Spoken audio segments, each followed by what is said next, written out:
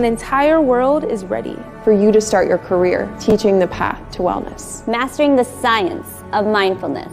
And the art of coaching. To help clients achieve mental, emotional, and physical betterment of life. Through movement, nutrition, recovery, and regeneration. Because impacting one person impacts a family. Impacting a family impacts a community. And impacting a community impacts the world. Become an NASM certified wellness coach.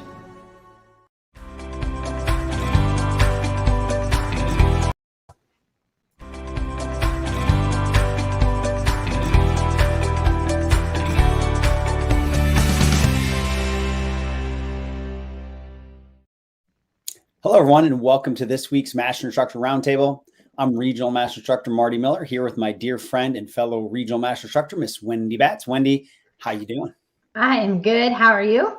Good. I've got a small pile of presents over there that still need to be wrapped, but I'm ahead of schedule. So, considering I'm doing okay. They're all purchased. Oh, well, there you go. Mine are wrapped, except I just volunteered to help a friend wrap theirs because there was some stuff that went on where she's struggling. So, that's my good deed for the end of the year is to provide assistance where I can. So I thought I was done, but not so much. I wish you lived local because wrapping that is my, I don't know. It's just, it's not my favorite. I don't mind wrapping, except for mine looks like my 5-year-old wrapped them when I'm done. I've got tape everywhere. Things don't close right. So I'm cutting pieces and it's all good. But I think we should take an informal poll, and as people are watching, are you one of those wrappers that my wife is I'm who I don't even want to unwrap it. It looks so nice. I try. Yeah. My husband's the one that sticks the bow on, and the bow can be all smashed up. It's the ones that you buy in the bags, and I'm the one that's got the ribbon and try to make it all pretty. But then again, I'm also trying to hide my mistakes. So, and that's what today's roundtable is about, y'all. We're talking about wrapping gifts. Guy too. The gift bag, throw it in. Yes, definitely. So now that we got that out of the way, let's talk about what we learned this year. And first and foremost, you just both learned: don't bring your wrapping to either one of us. So. Oh my gosh! I just read ribbons, bows, and glitter. Oh my goodness! We don't glitter in my home. We do not glitter in my home because it is so messy, and I will have glitter until March. Now, what I'm going to say for any of you that see me on Instagram, I can't say this out loud. I am actually baking something tomorrow for Christmas Eve. And I got the coolest little decorations that I found that made me buy something to bake. So check it out tomorrow. Wendy, I think you're going to be impressed. Oh, wow. All right. Well, there you have it. Now we're doing a cooking show. Well, you learn that I will bake, and if I'm going to do it, it's going to be chocolate. Oh, well, there you have it. I'm in. So just I'll send you my address just to make sure I'm ready to go, just in case you didn't get my Christmas card. There you go. All right. So now let's get to the meat of it. Why we're here. We're going to recap just a few of our Master Instructor Roundtable topics that we thought were either very well received, maybe things that we enjoyed putting together because it was a little bit off topic or just a topic that we love. So Wendy, why don't you kick us off? Is when you look back at 2021 and go through our library, what was one of the ones that jumped out to you? Well, and that's one of it was so hard to choose because I really enjoyed this year. Marty, thank you for all of the knowledge and all the insight that you provided on each one of the topics that we discussed. And again, I'm a huge OPT NASM fan, as I wouldn't be with the company if I didn't believe truly in what we try to do by, and just embracing the education and the methodology that NASM provides. And so going through it, I would say one of the ones that I thought was very well received, we actually did a 2-part, and it was on the shoulder complex. And so if you guys didn't get a chance to check it out, you really should, because, there's always going to be clients that come to you that have some sort of, impingement, or they're complaining about soreness or lack of range of motion. And we as personal trainers within our scope of practice, I think really can, as long as we understand the anatomy of the shoulder, can really help someone. Because a lot of it is just, unfortunately, due to the, us sitting at computers and, things that we've, actually started doing more of because of the pandemic. And then, I know for me, I'm trying to be active with my 5-year-old, and I still pick him up and everything. And so, when you think about posture, rounded shoulders, forward head, all of that can really cause some imbalance in the shoulder complex. And so for me, it's like, part one, we talked a lot about the 3 bones. We talked a lot about the 4 joints and then the 4 rotator cuff muscles, and how each of those play a significant role to give us the degree of freedom that we have within our shoulder complex. And so, going through the strategies and all the key functions of the rotator cuff muscles. And for those of you guys that are wondering what those are, just as a recap, the supraspinatus, infraspinatus, your teres major, and then your subscapularis muscles are the primary muscles that we talked a lot about. And then, of course, going through and talking about the ones, more of the stabilizer muscles. And, those would be more of your rhomboids, your middle trap, your lower trap, and then your serratus. And so, I think really just taking some time maybe to go back and reviewing some of those 2 parts. I actually enjoy doing them. It was a good, it's always good to refresh myself as we go through to put these PowerPoints together. And Marty, I know that you talked a ton about, the scapulothoracic rhythm. You talked about the 2-to-1 ratio when the arm's abducted. So I don't know if you want to, go through and give your recap on that part. But to me, I thought you did a phenomenal job on the overview of just how the importance of the shoulder itself. No, thank you for that. And I think you did a great job as well. And to me, I'm a big shoulder guy. And what I mean by that is, one, I came out of professional baseball. This was my original background. And obviously there's a lot of people trying to make a lot of money with that joint, but, tying it into the whole body.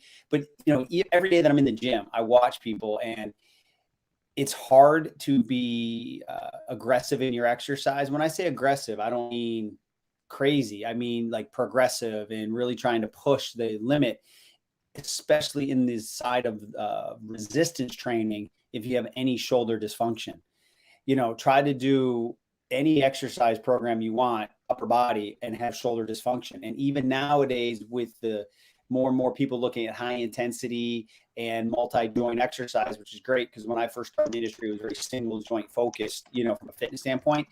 Even if you want to do one of our favorites, Wendy, that we talked about, burpees and push-ups and all that, and push presses and, pull-ups and all these things, if your shoulder's not dialed in, you're going to have a problem. So I think that we did a whole almost 2 hours on it. I think it's worth going back and checking those out, because it is going to be one of the fundamental things that you're going to be working towards if you want to do anything within the fitness realm. Yes, and I think oftentimes too, is we lift super heavy on these muscles oftentimes that, we got to think, really think about the integrity of the rotator cuff and the positioning that the humerus sits within the shoulder capsule. And, there's a lot that has to go through a very small space. And so impingement can easily happen if we're not careful and we don't train it properly and appropriately. And so to your point, I see it all the time as well. And I think that's one of the reasons why we wanted to do a 2-parter, because we wanted to make sure that we're emphasizing, just how important that is. And, remember, if something is stable, it's not always mobile. If something's mobile, it's not always stable. So we need to actually work on trying to make sure everything is, positioned correctly. So therefore we're going to be stronger, because remember, that's the whole purpose of the OPT model in general, is you're only as strong as you are stable, and you're only as powerful as you are strong and stable. So it really does, going through analyzing assessments, we always talk about the importance of assessments, but if you see the arms falling forward, the head being forward, there's a lot of restriction that we can have. If you notice that someone is in that push-up position and they have the winging, which is where the shoulder blades come up versus lie flat against the back, then that can cause some impingement or some issues as well. And that shows that there's dysfunction within that joint. And so we provided, I think, some really good exercises that you can actually implement into your clients or your own program if you notice that you fall victim to some of these issues as well. And so that would be probably the first one that I would want to mention. Personally, one of my favorites. But how about you, Marty? I'm gonna send it back your way. What do you think? What do you think is the good one? Well, there were so many, but one that we just recently did, and we got a lot of great feedback, and I've been in communication with some of our amazing attendees, is the book club. Only because we tend to focus so much on OPT and CES and PES that, I wanted to bring up a topic of conversation, how you round out your knowledge by going out and looking at other things that you can digest from an intellectual standpoint that could still build your career. And we gave, our favorite books out there. And one of mine was Spark, and someone connected with me and she was excited about it because she has a son that needs to kind of be more physical and so he can learn. And, I just thought that was a good topic for us to discuss, just to kind of break it up and let people know that, we don't just read the OPT model all day long, that we try to understand that, study it, and then how do we use other things within that realm of knowledge to help round us out as people and or in our careers. Yes, I enjoyed that one too. It was fun. It was something a little bit different. I think it was very well received. We got a lot of really great feedback. And I know other people had said, hey, in 2022, guys, let's do it again, because, everyone's always looking for some fun stuff to read. And what Marty brought to the table was different than what I brought to the table, even though Marty had read some of mine, I have heard of some of his. And so, I think it's good too. And that's one of the reasons we like to do these webinars, was we really want your feedback. We want to be able, especially in 2022, guys, if there are questions that you have, or we appreciate the questions coming in on the Facebook page, but if there's stuff that we can provide in more detail and, you think it would make for a good, session, then please send them our way, because we want to keep doing these for you.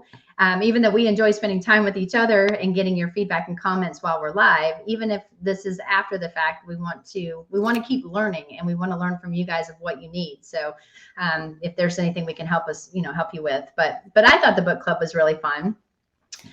Definitely a good choice.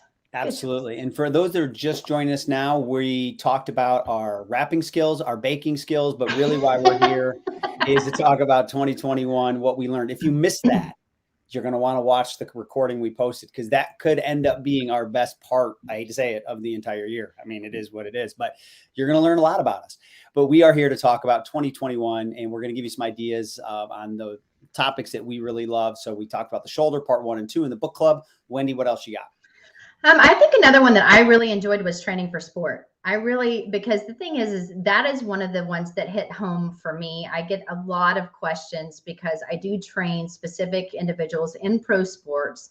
And then I also train, the everyday client that comes in, the CEOs, the people that are sitting in front of desks. And so it is from one extreme to another. However, there's a big significant difference between actually when we're talking about fitness and then we're talking about sport. And so for, fitness, we're talking about the condition of being physically fit and trying to stay healthy and changing, our lifestyle for the better. And then when we're talking about sport, we're involving a physical exertion for a specific, team or activity that's going to provide entertainment for others. And so there is a difference as well. However, it all really does boil down to their assessments, their movement quality and dysfunction. And then at that point, we base our programming off of what we're seeing in the assessment, not necessarily, just about, they play basketball, so we've got to work on their basketball skills. And so I really enjoyed that one, because I thought hopefully we hit home the importance of understanding we are their trainer to make them move more efficiently, to prevent or try to prevent injuries. Obviously, we can't help contact injuries, but avoid non-contact injuries by getting them to move more, fluently and efficiently, because again, that's going to lead to better strength and power. And so, we're not their coach. Let their coach do what they're going to do for their sport. Help your clients, especially if they're athletes, to move better. So therefore, when they go with their coaches, they're going to perform at a higher level. They're going to, exert less, energy long-term, if you think about it, because they're moving the correct way. And so, better movement is going to lead to better performance always. And that's when the OPT model, in my opinion, really does play a significant role into someone. Yeah, I don't really have much to add to that. I mean, you nailed it in the sense that you and I view every human being the same bones, same muscles, same central nervous system, same movement patterns, same planes of motion, same physiological capacities we want to train. It's just what's their ability. And that's the part that is really the only main difference between a non-athlete versus the athlete. And we all think everybody's an athlete. So that's where the model comes in. That's where experience comes in. And then getting the mindset of your clients to understand that they are an athlete, regardless of whether they ever participated, ever will participate, but that they start to understand the importance of rest, the importance of nutrition, the importance of undulating their program, going through the different levels, because that makes sense. I'm like, well, yeah, an athlete would do that. Well, you're the athlete here, so let's train you like an athlete. So that's where I love that topic. And I think it kind of shocks some people when we talk about we're going to train you the same way we are any of the professional athletes that we worked with. So that's always a fun topic for me. It was fun. That was probably, I would say, like I said, we do so many different ones. So trying to say what our quote favorite one was, or what they were, that one to me was a big hitter. But how about you, Marty? If you had to say, like, we're going to try to go over our top three. So if you have to give me your second one, and I know these aren't in any order. Yeah, not in any order. I think the knee, similar to the shoulder, we did a 2-part series on all about the knee for the same reasons that you just mentioned about the shoulder. Everyone wants to be healthy. Everyone wants to be active. Everyone wants to increase the volume of their exercise or the intensity of the exercise as well. And if you have any type of dysfunction in and around the knee, now we know it's not coming just from the knee. We talk about that during the sessions, but there are so many people that they get on an elliptical trainer and they try to grind it out, or they get on a treadmill and try to run, or they just go outside and try to run, or they're doing multi-joint exercises loaded. And all of a sudden, as I'm sure I said in the topic there in the webinars, is the itises show up, the tendonitis, the bursitis, or anterior knee pain, and then everything has to shut down. Well, let's strip it back to the basics, understand the joint, understand the biomechanics that create good or faulty movement pattern, create the strategies around it to get people to be moving well. So that way they don't have that knee discomfort, and either you correct it right now or prevent it. And when people have healthy knees as they age, it's just going to increase their lifestyle and their lifespan, because, how many people do we know in and around us that are maybe 60s or 70s and they're like, yeah, my knee's always achy or hurting. Like, and then you watch, they have to become more sedentary, and that is not good. So we can work with the 20s and 30-year-olds and prevent a lot of the non-contact injuries. We can improve people's lifestyle as they age because they can be more active. So I just think it was very similar to the shoulder, that it's such an important body part to understand and kind of gets misunderstood. So that's why we put that in there. So that was one of them for me. Yes. And if you guys are just joining us, Marty Miller and myself, Wendy Batts, are on the Master Instructor Roundtable this week, talking about what we learned in 2021. And so far we've talked about the book club. We've talked about training for sport, the shoulder and the knee. And then to kind of follow up on what you were saying with the knee, I think one thing that the comments that we got and the feedback, again, were phenomenal. And so we really do appreciate the comments that you're providing. Is that people didn't really think about the importance of mobility throughout the ankle and the hip, and that the knee is kind of the joint that has to go along with both of those playing nicely together. And that if there's dysfunction at the ankle, it's going to affect the knee. If there's dysfunction at the hip, it can affect the knee. And if there's dysfunction at both, then you're really needing to take a bunch of steps back and really trying to, get better range of motion. And so to your point, Marty, when people are complaining about, oh, my knees are aching and they're cracking and they're making all these sounds, and, I feel it behind the kneecap, on the side of the kneecap. Well, there's obviously something that's pulling it out of its track. That's, causing some of that discomfort, that, just taking some time to downregulate or inhibit those muscles by rolling, activating some of the muscles that have become weak, which is usually the glutes, trying to get those calves just to lay, kind of just chill out a little bit, get the anterior tib to fire. I think we did a really good job laying out some good exercises that people can, if again, any of your clients or yourself are experiencing some of this, we went through a lot of detail that, people found helpful. And I know we provided a lot of exercises that were our favorite that we use currently with our athletes or all of our clients, actually, as well as myself, because as I get older, I notice that when I wake up in the morning, I sound like Rice Krispie treats. So I'm like, what is happening to me? I'm like, oh my goodness. That's funny. Only old people are supposed to crack, Right. So I don't know what's happening. Maybe I'm just falling in that. No sound effects here. I'm just saying, no sound effects. Maybe my hearing's gone. I don't know. But, I think in all of these, we went through a whole year. So we're at 50 just for this year. And we started, about March last year. Mm-hmm. So when you look at the whole library, we pick a topic, but we always try to anchor it back to the science that we're very passionate about, because there's a reason we're passionate about it, because we know it works and it's been researched. But we always try to give a couple takeaways too, some key takeaways. So sometimes even when we do a 2-part series, we can't cover everything, but we do want you to be able to say, okay, I can immediately take some of that information and apply it to my clients or where I'm at in my career tomorrow. So that's why we really love doing these. It's what cool topic can we talk about, and what can we discuss that's maybe an aha moment that's maybe kind of hidden in the text, or maybe didn't come to life in the text. And then how do we do something with that the next day that you go into your facility? So I really encourage all of you to go back and look through the library. If you go to NASM's YouTube channel and type in Master Instructor Roundtable, there's a lot of them. And again, we're just talking about our top 6 just from this year. Yes. And, and like I said, we could probably have spent, like, if we did a recap on everything, we would be here for like probably another year, because, like I said, I think all of our topics, hopefully you guys have enjoyed as well. And, one of probably the one that we got a lot of really positive feedback was, and I knew when we went into it, we would, but we're basically the leveling up your push-up. And so talking about, body positioning when you're looking at, you want to think, people are like, okay, push-ups, you can do anywhere. You don't need any equipment. It's unbelievable for the shoulders, the chest, the back, your tries, your body, everything. And for the upper body exercise, it's phenomenal.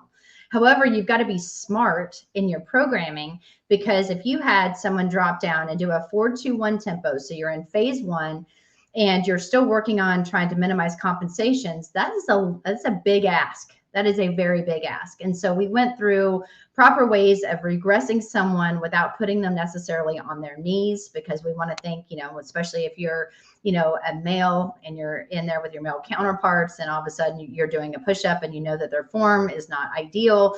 We don't want to teach bad movement patterns, because that's good. Information in is going to lead to information out. So we always want it to be good information in, out, and then leads to better outcomes. However, we provided, like, maybe using the Smith machine in order to bring it up. So therefore you're not, gravity obviously doesn't play as big of a role. And then as they actually become more, stronger in that one particular exercise, we talked about how we can then take that regressed exercise and progress it to a basic floor push-up. And then how you could also start to add some instability by doing a push-up with your hands on the ball, your feet on the ball. Using suspension trainers are great because it's something that's different.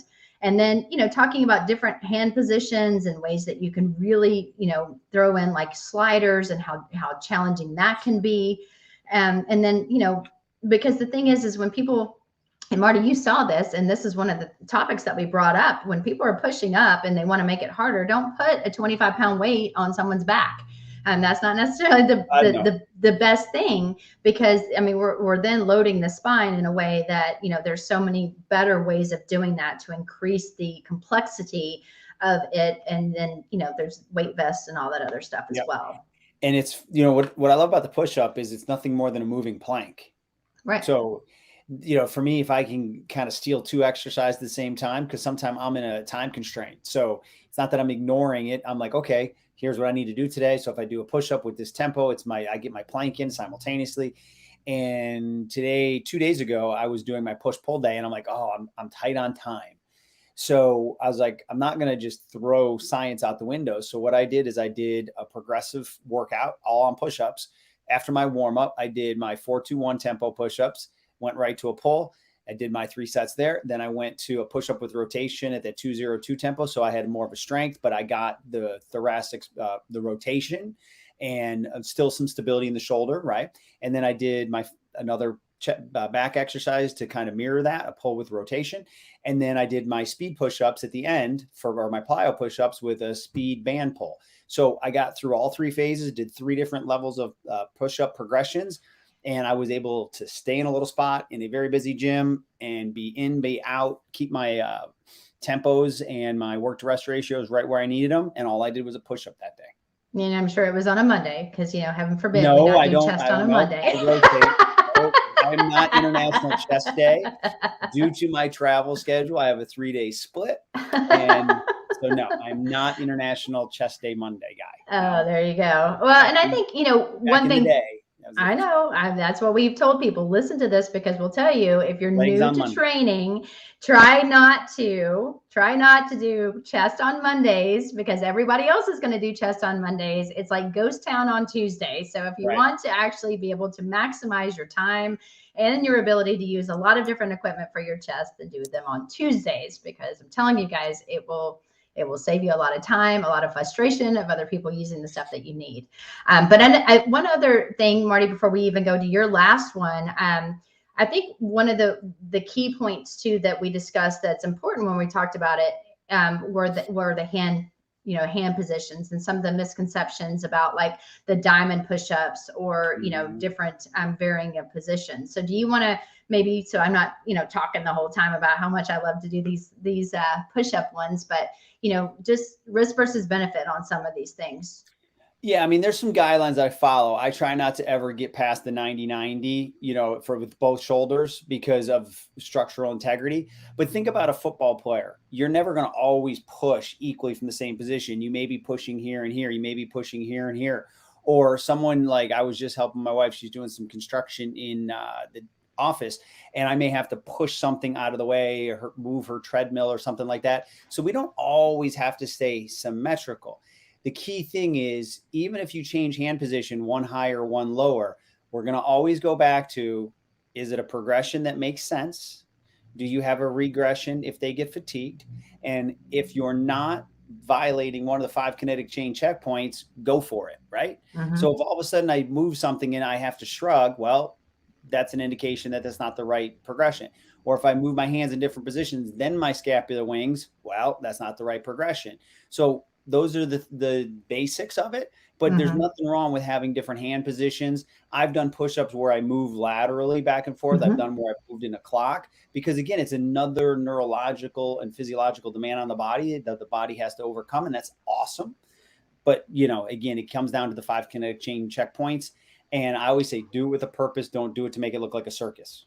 Yes. And those of you guys that have been around for the entire, since we started doing this, you'll know that one of my all-time favorite exercises that I do with multiple of my clients who I have had for a while, so this would not be for a new client, is I use the speed ladder. I use the speed ladder on their hands for upper body cardio, because it's very, very challenging. We do a lot of different it's a very good way of just moving, like Marty said, laterally. And then I have them do different push-ups. I have them walk in and out of it on their hands. And so, I get, people are like, oh my gosh, she's got the speed ladder out. I'm like, yep. And they're like, wait a minute, we're doing upper body. I'm like, yep. And they're like, oh, because it's so challenging. But, also too, one of the things we did discuss a lot were the diamond push-ups, and, how just to be very careful with that, because risk versus benefit, as Marty said, if somebody has internal, shoulder rotation, so their shoulders are rounded, their head's forward, they can't maintain proper position in the right, position of just doing a normal quote push-ups, and you're trying to get more out of your triceps, then I would tell you to do a tricep exercise and avoid that, because you're going to feed into compensations that you're probably already seeing in their the assessments. And so just, we were just, I think, providing some really good feedback, and things to think about and things to watch. So, but before we go to your last one, I want to congratulate Peter, because he said I recently passed my NASM PES and I am working on my CES too. Peter, congratulations. That is a very, very awesome thing to hear. And the CES is amazing. We just came out with the new CES in 2021. And so I think you're going to absolutely love the mobility assessments. And we did do another one. I mean, that wasn't part of what we were going to talk about today, but the CES is one of my all-time favorite things to discuss, and one of my favorite specializations that I have received from NASM, along with many others. But that is probably one that I hold dear to my heart, because I use the CES with every one of my clients every single day. So congratulations. Couldn't agree more with the CES. I mean, that's my morning routine. I know. And one other, I didn't want to, not to say this about the comments, but there was a comment about, if we haven't discussed it already, how about discussions on how to get started? And then in today's circumstances as well. I just have a follow-up question. If you're still listening, those of you guys that are joining us, listening to talking about what we've learned in 2021, if you can actually add a little bit more detail, like, are you talking about as a new trainer, like how to get started in the fitness industry, or you already are in the industry and like how to get started mainly working with different types of clientele? Just a little more feedback would be awesome. So therefore we can look into 2022 calendar and try to make sure that we do another webinar on things that you would like for us to cover. Yep. I mean, because like I said, we want it to be what you guys want for sure. Yeah. What about your last one, Marty? What was your... I've gone back and forth on this one a lot, but at a very high level, I like the fact that we dove into the cardiovascular content, because I think personal trainers overall do a great job focusing on, when I say resistance training, that could be corrective exercise all the way through the continuum of power. I don't use weight training because that's not, that to me, that's more a certain block, like in the strength. So I think we do a lot on mobility now, and we do a lot on resistance training, and we kind of leave the cardio over here. And we have a lot of coaches out there. We have running coaches, we have marathon coaches and triathlete coaches, and they'll focus on it. Some of them have phenomenal experience. Some of them have a scientific background as well, but sometimes there's a void there.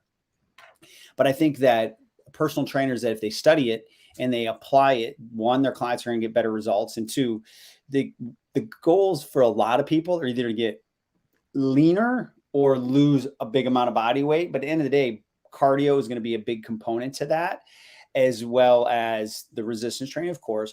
But also, I think now that we're going through this year with overall health, it's not going to be a bad thing if you have a really good cardiovascular system, as we have now identified that one of the best things that we can all do is just be healthier, right? So I think that as a group, as fitness professionals, and I'm doing a real broad brush here, that I think overall, most of us could probably fine tune our cardiovascular training a little bit, and not just burn calories for the sake of burning calories, not just do boot camps for the sake of doing boot camps, but truly try to apply a little more of the science in the cardiovascular area as we would going through each phase of the model. And I'm going to definitely agree with that too, because, like you said, it isn't something that we talk a ton about, but it is extremely important for heart health. And, those of you guys that have gone through the new content that NASM's put out and the new CPT as well as the CES, there's something that we talk about, VT1, so ventilatory threshold 1 and 2, and there is a difference. And usually when we're talking about 2, it's more for like, higher, athletes and people that are going above and beyond. And then when we're talking about VT1, we're really using the RPE, trying to get someone's, steady state, so we know where someone actually starts. That was a big change in 2021 that NASM brought out, because that was something brand new. Before, we did the 220 minus age, and then we would times that by 0.65, so 65%, 75%, all the way up to to basically someone's max, and then we would just get a very generalized number. And that was something that we saw that was falling short of what people needed, because age really shouldn't dictate someone's percentage, because as somebody that maybe in their 80s can still go out and run, we were putting on a very, very low number for where their heart rate should remain to be at 65%. So it wasn't 100% accurate. And so I think with the new techniques and the new the new process that NASM has put out there, it's based on all current research. If you guys have not had a chance to go through that particular webinar, I think you would find it extremely helpful, because we really did dive into what each one of those were, how you can apply it, how you can add it into someone that is short on time. And I really do believe that to me, that was also one that when you said you were going to do it, I'm like, bingo, because I had that on my list too. So good choice, Marty. I think it's just important, because I think we focus so much on the OPT model from a resistance training standpoint, which is awesome, including the warm up and the cool down, all that. But man, if your heart's not strong, doesn't matter what your bodies look like, right? And that gun show's important, Wendy. I know you know that, but I'm telling you, yes. And if you guys are joining, Marty Miller and I are talking about what we learned in 2021 on the Master Instructor Roundtable. And, we kind of covered some of the ones that kind of stuck out probably the most, but, there are so many different things, because we truly did. We covered the foot and ankle. We covered the neck. Tech neck was a big one that we got a lot of feedback on too. And, I think overall, the key takeaways on every one of our webinars that we talk about is the importance of doing a proper movement assessment, getting the data that you need in order to design a very specific individualized program for any client that walks through the door, no matter what level they come in at, off the couch all the way to the pro level. Because if you don't, and you're not good at assessing, then you are guessing. And so we wanted to make sure that in every single one of them, you're going to hear us talk about assessments. You're going to hear, probably not in the book club, we probably didn't, I shouldn't say every one of them, but in a majority of ours, we talk about that. And then the importance of just literally, we've given you, we meaning NASM is giving you guys a blueprint of exactly how you can program based on the assessments. So remember the solutions table that we provide in the textbook, you can also find on NASM.org. It helps guide you on what you should roll, what you should strengthen, and gives you some ideas. And, you know, one of the additions that NASM has provided in the new CPT content is the video library.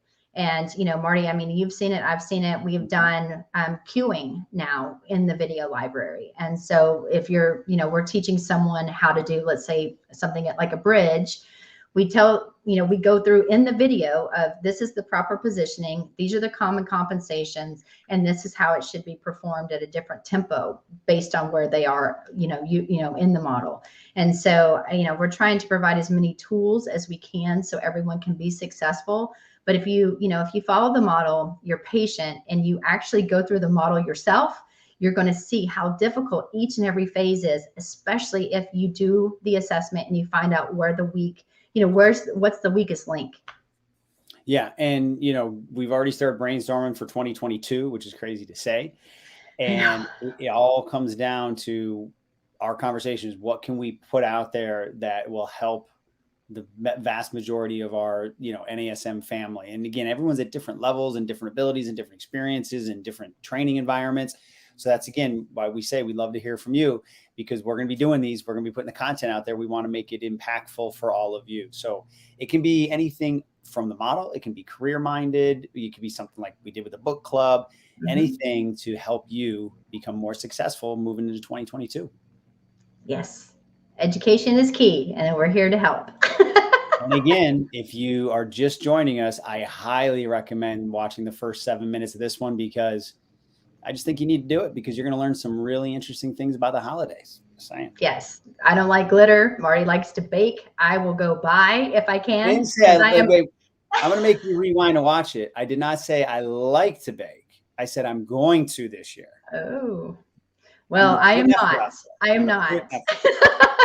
I'm making the efforts. I got to figure out side dishes. That's what's on my list of things to do. So side dishes and desserts. That's cool. where I'm at. And, you know, I just think that maybe next time we'll talk about what our favorite holiday movies are. I wish we had time today. So. I know. But Marty, I want to say thank you for an amazing 2021. Yes, you have been a perfect person to, you know, be a co-host with.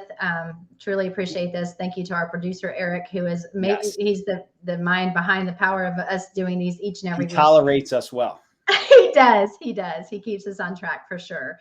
But to all of you guys that are joining us too, thank you for attending every you know, webinar that you hopefully can attend. And like Marty and I have said multiple times, if you have ideas for us that you really want us to cover, please let us know.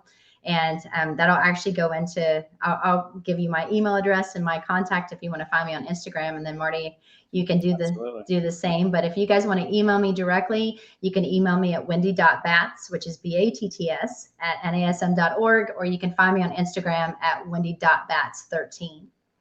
Perfect. And Wendy, can't echo it enough, everything you said. And then, you know, always love this time of week working with you, learning from you. And thank you so much for being an amazing co-host.